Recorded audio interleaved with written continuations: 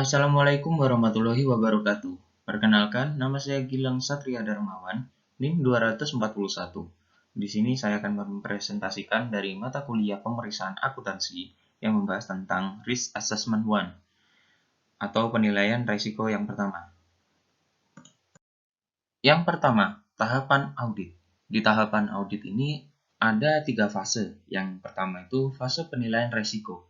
Nah, fase penilaian risiko ini, auditor merencanakan auditnya dengan menilai risiko untuk mengurangi risiko audit ke tingkat rendah yang dapat diterima. Auditor akan melakukan berbagai prosedur penilaian risiko untuk memastikan bahwa perhatian yang tepat diberikan pada akun dan transaksi yang paling berisiko pada seperti pada salah satu penyajian materialnya seperti itu. Lalu yang kedua, itu ada fase respon risiko. Fase respon risiko ini, audit melibatkan pengujian rinci atas pengendalian transaksi dan saldo akun. Jika auditor berencana untuk mengandalkan sistem pengendalian internal klien mereka akan melakukan pengujian pengendalian kembali. Seperti itu. Lalu yang terakhir, itu ada fase menyimpulkan dan melaporkan audit. Nah, ini adalah fase yang terakhir. Audit melibatkan penarikan kesimpulan berdasarkan bukti yang dikumpulkan dan sampai pada suatu opini tentang kebenaran dan kewajaran laporan keuangan.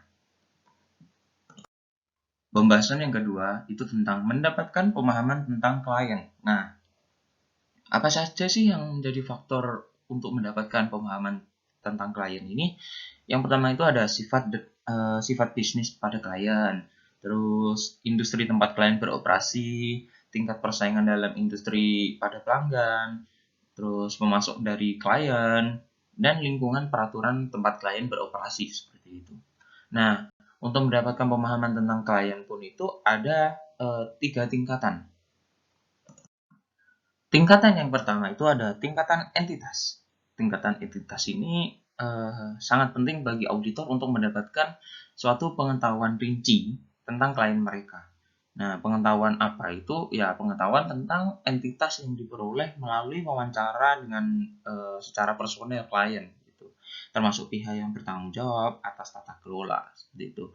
Lalu auditor akan mengajukan pertanyaan tentang apa yang dilakukan klien, bagaimana fungsi klien, struktur kepemilikan klien, dan sumber keuangannya, seperti itu. Nah, lalu yang kedua itu ada tingkat industri.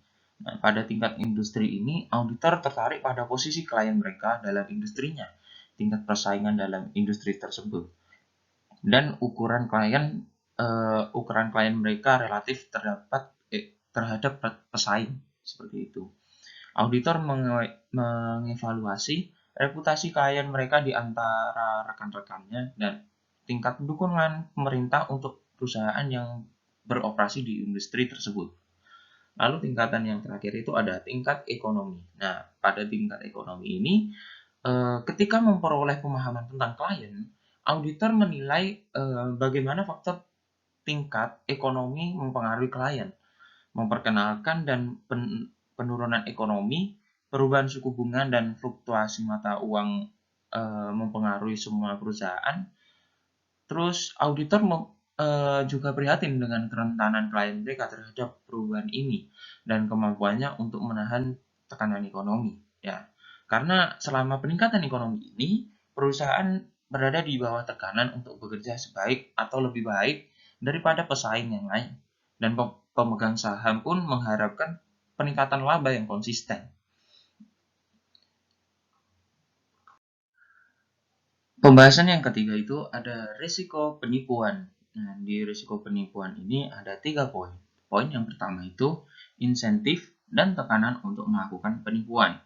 Nah, dalam menilai risiko kecurangan, auditor akan mempertimbangkan intensif dan tekanan yang dihadapi kliennya untuk melakukan kecurangan, meskipun contoh yang diberikan di bawah ini menunjukkan bahwa klien mungkin cenderung melakukan penipuan. Mereka sama sekali tidak menunjukkan bahwa penipuan telah terjadi, seperti itu. Nah, contoh dalam insentif dan tekanan yang meningkat risiko penipuan ini, contohnya itu klien beroperasi dalam industri yang sangat kompetitif, terus keuntungannya itu menurun, ancaman kebangkrutan atau kerugian, terus apa ya, arus kas yang dikombinasikan dengan apa ya, pendapatan, terus mendaftar di bursa saham, berencana untuk meningkatkan hutang atau menegosiasi, dan kembali pinjaman yang akan menandatangani kontrak baru yang terlalu signifikan seperti itu. Lalu poin yang kedua itu peluang untuk melakukan penipuan.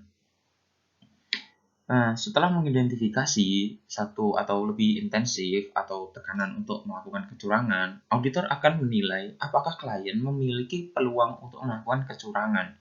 Nah, auditor akan memanfaatkan pengetahuan mereka tentang bagaimana kecurangan lain telah dilakukan untuk menilai apakah ada peluang yang sama di klien. Seperti itu. Contohnya, peluang untuk melakukan penipuan seperti apa ya, transaksi yang terlalu tinggi, mendekati jurnal penyesuaian, dan pengembalikannya seperti itu. Nah, menunjukkan bahwa penipuan mungkin telah dilakukan seperti itu, yang transaksi yang terlalu tinggi itu. Namun keberadaannya tidak berarti bahwa penipuan telah pasti terjadi itu. Auditor harus menggunakan pertimbangan profesionalnya untuk menilai setiap peluang dalam konteks indikator risiko lain dan mempertimbangkan bukti yang tersedia secara menyeluruh. Lalu poin yang ketiga itu ada sikap dan rasionalisasi untuk membenarkan suatu kecurangan. Nah, bersama dengan identifikasi insentif atau tekanan untuk melakukan kecurangan dan peluang untuk melakukan kecurangan, auditor akan menilai sikap dan rasionalisasi manajemen klien dan staf terhadap kecurangan. Nah, sikap mengacu pada keyakinan etis tentang benar dan salahnya, dan rasionalisasi mengacu pada suatu kemampuan untuk membenarkan suatu tindakan. Itu. Pembahasan yang keempat ini ada ada 2 poin. Nah, poin yang pertama itu ada indikator. Nah, maksud dari indikator ini apa sih? Nah, untuk setiap klien, auditor akan menggunakan pertimbangan profesional mereka untuk menilai apakah asumsi kelangsungan usaha ini sudah valid apa belum. Nah, ada sejumlah indikator yang sendiri atau gabungan seperti itu dapat menunjukkan bahwa asumsi kelangsungan usaha mungkin memiliki resiko seperti itu. Nah, untuk indikatornya itu ada rasio hutang terhadap akuitas yang signifikan, pinjaman jangka panjang yang tercapai jatuh tempo tanpa adanya pembiayaan alternatif untuk kerugian dan yang berkepanjangan. Lalu yang ketiga itu ketidakmampuan untuk membayar hutang ketika mereka jatuh tempo. Lalu hilangnya staf kunci dan personal lama yang secara teratur dan lain sebagainya. Poin yang kedua itu ada faktor yang meringankan. Faktor yang meringankan ini mengurangi resiko bahwa asumsi kelangsungan usaha mungkin diragukan. Misalnya, jika klien mengalami kekurangan uang tunai yang parah tetapi memiliki surat dari bank yang menyetujui untuk memberikan pembiayaan tambahan, surat tersebut bisa mengurangi, tapi tidak bisa untuk menghilangkan suatu resiko bahwa asumsi kelangsungan usaha mungkin secara tidak langsung akan seperti ya invalid atau tidak valid seperti itu. Pembahasan yang kelima ini tentang tentang tata kelola perusahaan. Nah, menurut ASE, ya, bagi ASE ini tata kelola perusahaan terdiri dari aturan, sistem, dan proses dalam perusahaan yang digunakan untuk memandu dan mengontrol. Struktur tata kelola digunakan untuk memantau tindakan staf dan menilai tingkat resiko yang dihadapi. Kontrol dirancang untuk mengurangi resiko yang teridentifikasi dan memastikan masa depan kelangsungan hidup perusahaan. Pembahasan yang keenam ini tentang teknologi informasi. Nah, teknologi informasi atau yang disingkat TI ini bagian dari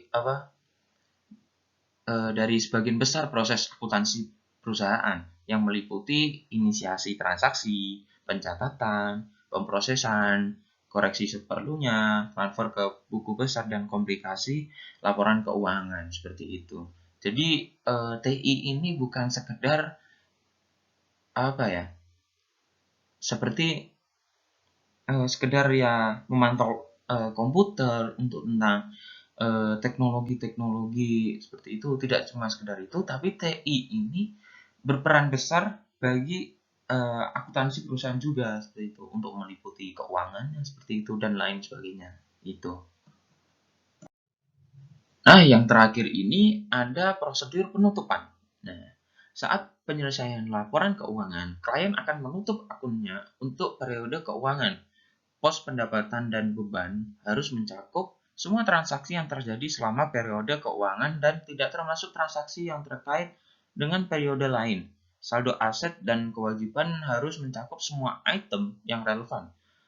Yang relevan, aktual, harus lengkap, dan kewajiban kontingensi harus secara akurat dan sepenuhnya mencerminkan potensi kewajiban di masa depan.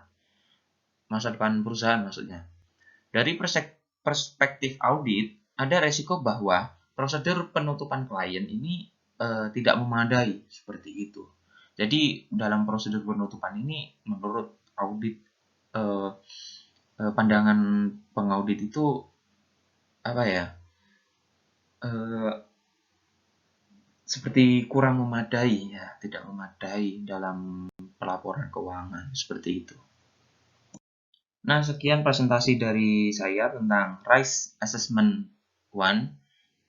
Kurangnya mohon maaf. Wabillahi taufiq wal hidayah. Wassalamualaikum warahmatullahi wabarakatuh.